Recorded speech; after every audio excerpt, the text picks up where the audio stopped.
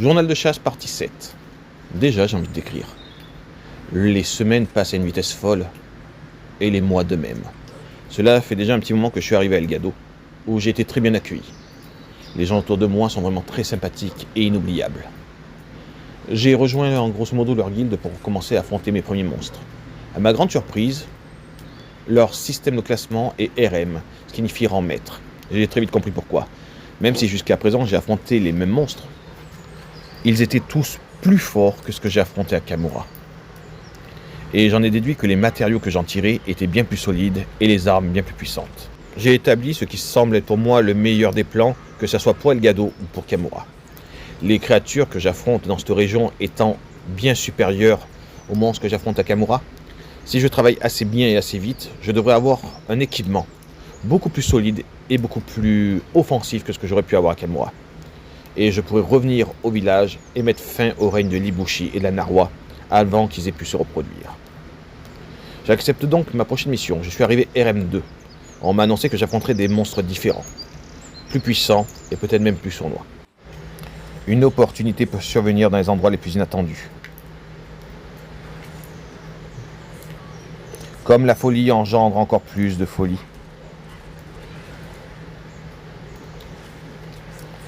Et même si cela mène à un désastre aux proportions inconnues. Le cycle de stupidité créé par ces créatures pourrait ressembler à un festin pour les fous. Le bouffon triste, Bishaten sinistre. Je trouve la créature et engage le combat contre elle. Alors déjà tout de suite, plusieurs choses me marquent.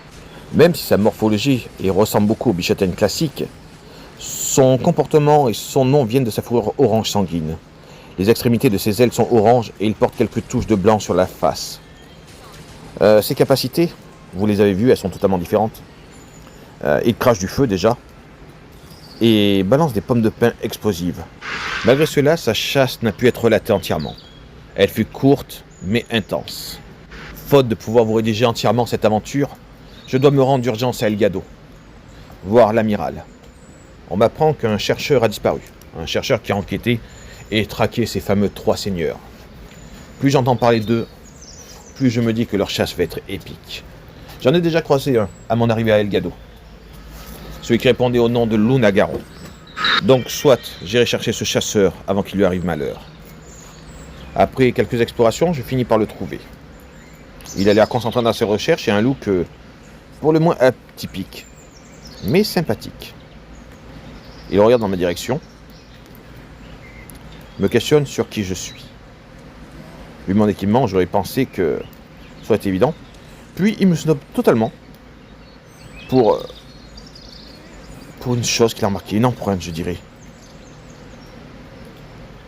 Il me parle qu'il a dû passer là, mais il me parle de qui? Je suis un peu perdu, perplexe. Puis finalement, l'esprit assez lent, je me dis que ça ne peut être qu'un monstre. Il me demande si c'est moi le chasseur de Kamura. Je lui réponds évidemment. Il se présente. C'est donc lui, Bahari, le chasseur. Et expert en gadgets. Je me demande quel gadget il va pouvoir me fournir.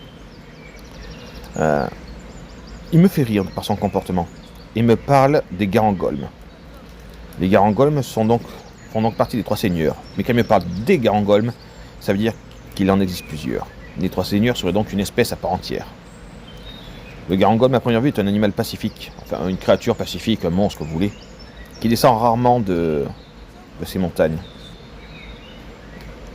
Il semble assez intéressé par Fioran et me dit qu'il a hâte de la revoir. Il a l'air de très bien se débrouiller tout seul. Je rentre donc au village, les préviens que Bahari a l'air d'aller pour le mieux et qu'il continue ses recherches. Je donne les informations que j'ai sur le Garangolm, que la bête a l'air énorme et surtout serait descendue de la montagne. Et du coup serait proche finalement de la citadelle d'El Gado. L'amiral prend ces informations très au sérieux. Et Donagrave me dit d'aller prendre une autre mission qui m'attend, et que lui, pendant ce laps de temps, va trouver où se cache le Garangolm, et me confier ma mission au retour. Ce sera sûrement un affrontement contre la bête. Je suis donc parti pour un nouveau défi.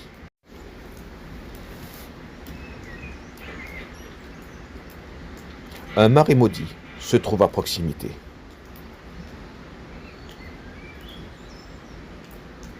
Des fantômes y auraient fait leur nid. Mieux ne vaut pas y mettre les pieds. Un saint de ce véritable bourbier, le danger rôde perpétuellement. Pour ceux qui s'y trouvent piégés, le trépas est imminent. Ombre des marécages, Juiratodus. Cette créature a l'air extrêmement compliquée à combattre. Elle est grande et ressemble à une sorte de gros poisson fusionné à un dinosaure. Dans les données que j'ai lues avant de partir en quête, on me disait que cette créature n'était pas particulièrement agressive, mais qu'elle n'hésitera pas à m'attaquer si moi je l'attaque. C'est un animal qui n'a pas peur de grand chose. Certains l'ont déjà vu s'attaquer volontiers à un barotte, pour vous dire la difficulté de la bestiole. C'est un animal marin. Généralement, il vit plutôt dans les lacs, les marais, préférant la boue. La plus grosse difficulté de ce combat est sa résistance et sa manière à plonger dans l'eau ou dans la terre. Heureusement, je n'hésite pas à chevaucher différentes créatures, dont une qui me fait pratiquement plaisir à revoir. Il s'agit du Somnacanthe, que j'avais pris plaisir à affronter. Déjà parce que son combat était vif, mais pas difficile. Si tous mes adversaires étaient comme ça, je serais déjà très haut classé dans les RM. On a quand même réussi à faire beaucoup de mal à la créature. On l'enchaîne de multiples coups. Et je ne suis pas seul, bien sûr. J'ai été accompagné par des chasseurs de Elgado. Des chevaliers, pardon. Chez eux, le titre est très important. Et ce sont des chevaliers de l'ordre royal. Donc on va respecter leur grade comme il se doit. L'animal fait preuve d'une grande solidité. Malgré les dégâts que je lui fais et l'armement que je me suis développé, il tient le coup. Après le soutien du Somnacanthe, nous avons le Ludroth qui vient à nouveau nous aider. Il est chevauché par Fioran, qui est parti le chercher dans la zone et nous l'a ramené, chevauchant la créature comme s'il s'agissait d'un simple destrier. À nouveau, l'animal est mis à terre et on en profite pour tout donner. Donner chaque coup d'épée. Chaque coup compte. Je me dis que si cette créature est aussi forte, qu'en sera-t-il des trois seigneurs? Dans cette région, qui appartient au Saint Royaume, chaque créature a l'air extrêmement résistante. Force de constater est que l'animal faiblit. On l'a vraiment bien abîmé. À 4 dessus plus nos animaux, il a beaucoup souffert. Je décide de l'épargner et je pose un piège dans le but de le capturer. Il tombe dedans, je lance les tranquillisants, la créature s'endort. Elle sera donc ramenée en captive, sa vie étant épargnée. Après tout, il était marqué que ce n'était pas une créature agressive. Je ne vois pas pourquoi je l'aurais tuée injustement. Je suis de retour au village, après une bonne discussion, et une longue discussion surtout. On m'a dit où se trouvait la bête que je devais tuer. Le Garangolm, le premier des trois seigneurs. Une créature pure se prélançant au gré de ses envies. Semble docile et innocente de prime abord, mais gare à ne pas la déranger. Car la colère brute engendre la force brute.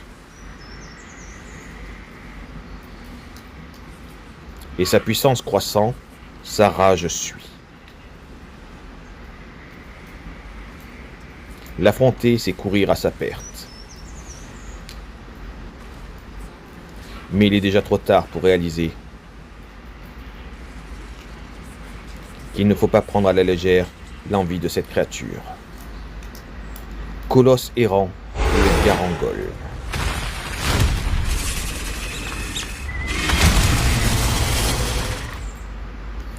Je suis épaté par cette créature. C'est un vrai colosse, un vrai titan. Je n'ai jamais affronté rien de tel. Cette créature semble avoir la physionomie d'un gorille. Il est protégé par une épaisse carapace. Ses bras sont d'une puissance redoutable. Effectivement, le Garangolm n'est pas aussi agile que d'autres bêtes à crocs, comme le Rajang, mais il compte particulièrement sur sa force brute et sa carrure massive pour combattre. Il utilise en majorité ses poings pour écraser les intrus et peut charger en utilisant sa tête comme un bélier, tenter d'écraser ses adversaires sous son poids ou projeter de lourds rochers. Ses mouvements sont variés, mais toujours violents, Lorsqu'il est enragé, il utilisera le point de feu via son point droit. Avec son point gauche, il utilisera l'eau. Donc 2 éléments en une seule créature extrêmement puissante. Dans cet état, il peut se propulser grâce à son point droit afin de rattraper le chasseur au loin, à la façon d'un rocket punch. Le Garangolm peut aussi utiliser l'élément explosion, son attaque ultime et dévastatrice, se traduisant par des traces enflammées durant le combat. Dans sa vie, il descend suffisamment, on commence à le voir fatigué. Le Garangolm est un monstre paisible généralement, et pas du tout agressif. Il patrouille sur son territoire, bon, évidemment le protège. Il doit souvent le défendre contre le fameux Lunagaron qu'on a croisé, qui est un peu son ennemi intime. J'ai combattu de nombreux monstres que j'ai relatés dans mes écrits, que nous avons partagés ensemble. Mais je dois vraiment vous avouer que j'ai énormément de respect pour cette créature. C'est un animal qui a tellement de puissance et qui malgré tout reste pacifique. Je ferai de mon mieux pour l'épargner. J'ai pour conscience d'essayer au maximum d'épargner les monstres pacifiques, exécutant que ceux qui sont cruels et agressifs. Mais je dois avouer que le combat contre le Garangolm me laisse que peu de choix. Chacun de ses poings fendent le sol. Le mettre à terre à chaque fois est un exploit. Et quand il est dans cette position, on en profite pour lui asséner autant de coups que l'on peut. Je ne crois pas que je l'aurais battu en 1v1. On utilise toutes les stratégies et armes en notre possession. Fioran est parti chevaucher une créature, essayant de l'attaquer et de lui infliger des statuts. Moi, j'étais parti me reculer, aiguiser mes armes, restaurer ma vie. Le coup qu'il me donne me sèche presque en un coup. Heureusement, Fioran me couvre pendant que je me soigne à nouveau. J'ai l'impression que l'on n'arrivera jamais à le battre, jamais à le tomber. J'ai l'impression qu'il est encore prêt à tenir plusieurs rounds à ce rythme, alors que nous épuisons tout ce que nous avons sur nous. Ration de survie, potions, créature à chevaucher. Après on passe au Barioth. Avec le Barioth à nouveau que je chevauche, j'agresse le Garangolm, qui tient toujours, qui riposte toujours, qui n'abandonne pas. Pourtant mes coéquipiers le harcèlent de coups. Les animaux, les Chumki, le harcèlent de leurs crocs. Mais l'animal tient le coup. Il ne renonce pas. Il n'a pas eu peur d'un Volvidion. Il n'a pas eu peur d'un Barioth. J'ai l'impression que rien ne l'effraie. Même pas nous, qui le harcelons non-stop. Les chocs sont violents. On sent la montagne qui tremble autour de nous par la violence des chocs. Enfin, après des heures de lutte acharnée, on voit qu'il fatigue enfin. C'est le moment ou jamais. Je pose un piège, si j'ai le temps, pendant que mes amis essaient de le retenir. Son poing peut me briser. Il me charge, je n'aurai pas le temps. Heureusement, il tombe dans le piège qui s'active. Et je l'endors. Le soulagement est ô combien grand. Je ne voulais pas tuer cet animal. Le capturer est une victoire supplémentaire. Avec Fioran, nous sommes restés enquêtés. Fioran est une femme très intelligente, qui a toute ma confiance. Et son analyse est impressionnante. On trouve des traces par terre. Elle a l'air plutôt satisfaite de trouver ça, en nous disant que c'est pas grand chose, mais au moins que c'est un bon début. Et que ces traces nous mèneront sûrement à quelque chose. Au fond de moi, je sais pertinemment qu'elle a raison. Soudain, elle s'arrête, m'expliquant que d'autres créatures peuvent être affectées. Moi aussi, j'ai senti un truc, il se passe quelque chose. Qu'est-ce que... Elle a l'air aussi étourdie que moi. Elle me dit qu'elle sent quelque chose d'odieux. Je l'ai senti aussi. Nous ne sommes pas en sécurité. Je crois que Elgano n'est pas en sécurité. Et le monde non plus. Des sortes de lueurs rouges parcourent le ciel. De loin, on pourrait croire que c'est des petits papillons volant vers une lune écarlate. Dans une ambiance pesante et gothique, je sens qu'un nouveau danger est proche.